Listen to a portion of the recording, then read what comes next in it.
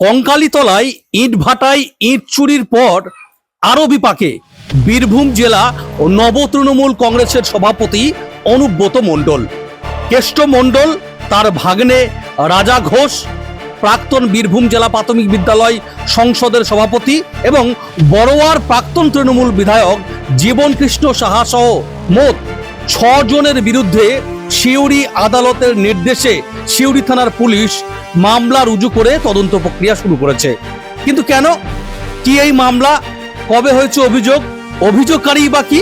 অবশ্যই আমরা যেটা জানতে পারছি সেটি হচ্ছে বীরভূমের সদাইপুর থানার শাহাপুরের বাসিন্দা কল্যাণ ঘোষ।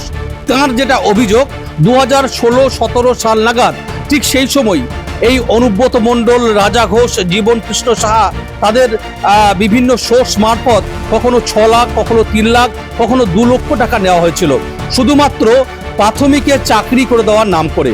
তাদেরকে শিক্ষা দপ্তরের যে নিয়োগপত্র সেটাও কিন্তু তাদেরকে দেওয়া হয়েছিল, কিন্তু তাদের চাকরি হয়নি, কারণ তাদের পোস্টিংও হয়নি। এবং সেই চাকরি না হওয়ার ফলে খুব স্বাভাবিকভাবেই এই চাকরি দেওয়ার নাম করে লক্ষ লক্ষ টাকা অনুব্রত মণ্ডল, রাজা ঘোষ, জীবন কৃষ্ণ সাহা সহ 6 জন নিয়েছিলেন। এবং তাদের বিরুদ্ধেই এই কল্যাণ ঘোষ শাহাপুরের বাসিন্দা প্রথম সদাইপুর থানায় মামলা দায়ের করেন। প্রথমে পুলিশ তাদের এই মামলা নিয়ে কোনো কর্ণপাত না করলেও যেটা আমরা জানতে পারছি সেটি হচ্ছে যে সিউড়ি জেলা জজ আদালতে কল্যাণ ঘোষ, অনুব্রত, রাজা ঘোষ এবং জীবন কৃষ্ণ সাহা সহ মোট 6 জনের বিরুদ্ধে মামলা দায়ের করে। ইতিমধ্যেই চলতি মাসের অর্থাৎ বলা ভালো গত সপ্তাহের শুক্রবার আদালতের নির্দেশে সিউড়ি থানার পুলিশ মামলা দায়ের করে এফআইআর রুজু করে তদন্ত প্রক্রিয়া শুরু করেছে। অবশ্যই যে কটি ধারা নিয়ে আসা হয়েছে ভারতীয় ন্যায় সংহিতার, তার মধ্যে 2টি ধারা জামিন অযোগ্য। এবং সেই মামলায় অর্থাৎ চাকরি দেওয়ার নাম করে বলা ভালো যে প্রাথমিক বিদ্যালয়ের বা প্রাথমিক যে শিক্ষক পদে চাকরি দেওয়ার নাম করে লক্ষ লক্ষ টাকা তুলেছেন অনুব্রত মণ্ডল, রাজা ঘোষ, জীবন কৃষ্ণ সাহারা। খুব স্বাভাবিকভাবেই এই তদন্ত প্রক্রিয়ায় এবার নামলো সিউড়ি থানার পুলিশ। অবশ্যই এই কল্যাণ ঘোষের যিনি আইনজীবী সোমনাথ মুখার্জি, তিনি যেটা জানাচ্ছেন, তিনি বলছেন কল্যাণ ঘোষ প্রথমে সদাইপুর থানায় গেছিলেন অভিযোগ করতে, পুলিশ কোনো রকম হস্তক্ষেপ করেনি।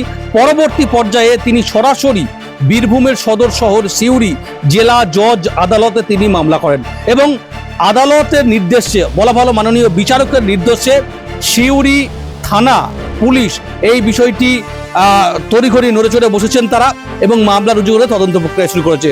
খুব স্বাভাবিকভাবেই এটা বলা ভালো যে আরও বিপাকে পড়ল অনুব্রত মণ্ডল। তার কারণ কঙ্কালীতলা বীরভূমের অন্যতম সতীপীঠ, সেই গ্রাম পঞ্চায়েতের অধীনে পাথরঘাটা গ্রামে 2021 সালের ভোট পরবর্তী হিংসায় সেখান থেকে 30 লক্ষ টাকার ইট লুট করেছিল, তাণ্ডব চালিয়েছিল এবং এই ঘটনায় মামলা হয়েছে।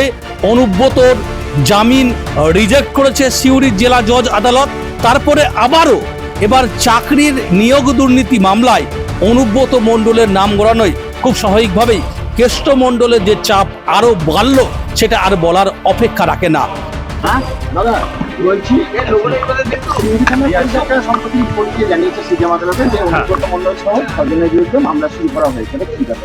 দেখুন, কল্যাণ ঘোষ বলে আমাদের বীরভূম জেলার সদাইপুর থানার শাহাপুর গ্রামের একজন ব্যক্তি বেশ কিছুদিন আগে আমার কাছে আসেন এবং বলেন যে তিনি একটা অভিযোগ করেছিলেন যে তাকে এবং তার কাছে এবং তার বোনের কাছে এবং তার কিছু পরিচিত লোকের কাছে কিছু প্রভাবশালী ব্যক্তি এবং তাদের এজেন্টরা টাকা নিয়ে প্রাইমারিতে চাকরি করে দেওয়ার জন্য টাকা নিয়েছিল এবং তাদেরকে অ্যাপয়েন্টমেন্ট লেটার ইস্যু করা হয়েছিল। সেই অ্যাপয়েন্টমেন্ট লেটার লিখেছে, এমনকি প্রাথমিক শিক্ষা দপ্তরের যে ওয়েবসাইট ছিল, এখনও যে ওয়েবসাইট চালু আছে, সেই ওয়েবসাইটে তারা সিলেক্টেড বলে নামও দেখা গেছে, সেটার স্ক্রিনশটও তিনি দিয়েছে।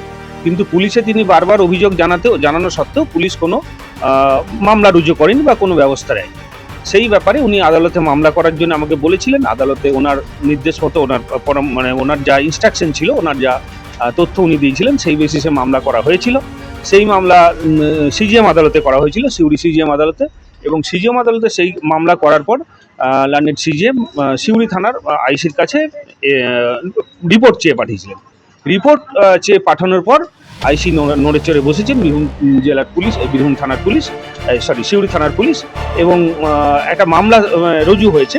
সেই মামলাটার নাম্বার হচ্ছে সিউড়ি পিএস কেস নাম্বার 454/26, যেটা 17/7/26-এ রুজু হয়েছে মামলাটা। এবং সেখানে আসামি অন্যান্য যারা আছে তাদের মধ্যে রয়েছেন শ্রী অনুব্রত মণ্ডল, জীবন কৃষ্ণ সাহা, যিনি বড়োয়ার মুর্শিদাবাদ জেলার বড়োয়ার এমএলএ ছিলেন, এবং রাজা ঘোষ, যিনি সেই সময় চেয়ারম্যান ছিলেন সিউড়ি ডিপিএসসি। তাদের বিরুদ্ধে মামলা করা হয়েছে এবং অভিযোগপত্র এরপরে আপনারা অনলাইনে আপলোড হলে পেয়ে যাবেন, সেখানে বিস্তারিত বিবরণ লেখা আছে।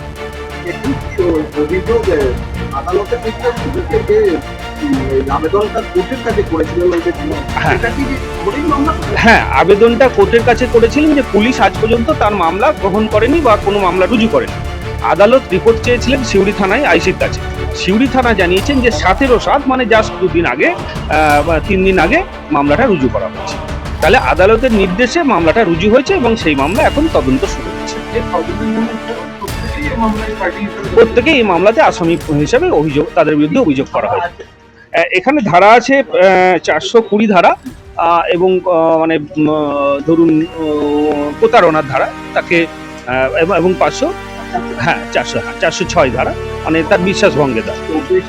34 আছে, যেহেতু অনেকজন আসামি আছে, সবাই মিলে এই একই অপরাধ সংগঠিত করেছেন, সেই জন্য 420, 406। হ্যাঁ, দুটো ধারাই নন বেলেবল,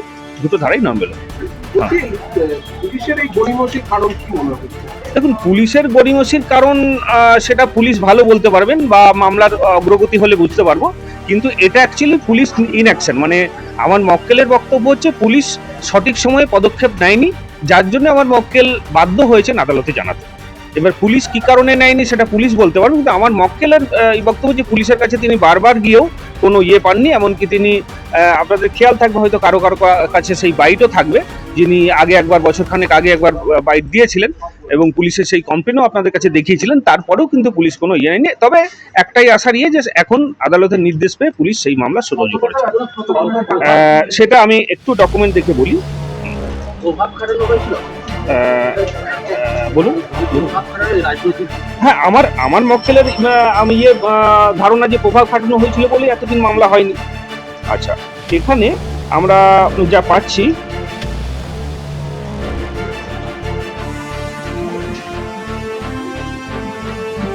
একজনের কাছে 6 লাখ, একজনের কাছে 3 লাখ, একজনের কাছে 2 লাখ এইভাবে নিয়েছিল। এবং পরবর্তীকালে অদ্ভুত ব্যাপার, এই কেসে অন্যান্য কেসে যতটা পাওয়া যায় না, এই কেসে একটা ডকুমেন্ট আমি পেলাম, একটা নয় অনেকগুলো ডকুমেন্ট, যেখানে কল্যাণ ঘোষের বোন এবং আরো কয়েকজন যারা সাক্ষী, তাদের প্রত্যেকের নামে অ্যাপয়েন্টমেন্ট লেটার ইস্যু হয়েছে এবং সেই অ্যাপয়েন্টমেন্ট লেটার শিক্ষা দপ্তর থেকে ইস্যু হয়েছে। সেখানে যা রয়েছে, শুধু প্লেস অফ পোস্টিংটা ফাঁকা রয়েছে। এবং এদেরকে, আমার অভিযোগকারীকে এবং অন্যান্য ব্যক্তিকে বলা হলো যে আরো কিছু টাকা দিলে তবে প্লেস অফ পোস্টিংটা দেওয়া হবে। সেই জায়গায় তারা পিছিয়ে গেছেন, তাদের সন্দেহ হয়েছে যে এরকম কোনো অ্যাপয়েন্টমেন্ট লেটার কিভাবে ইস্যু হতে পারে যেখানে কোনো প্লেস অফ পোস্টিং নেই। প্লেস অফ পোস্টিংটা ব্ল্যাঙ্ক, বাকি সবকিছু ঠিক আছে। কেউ চাকরি পায়নি।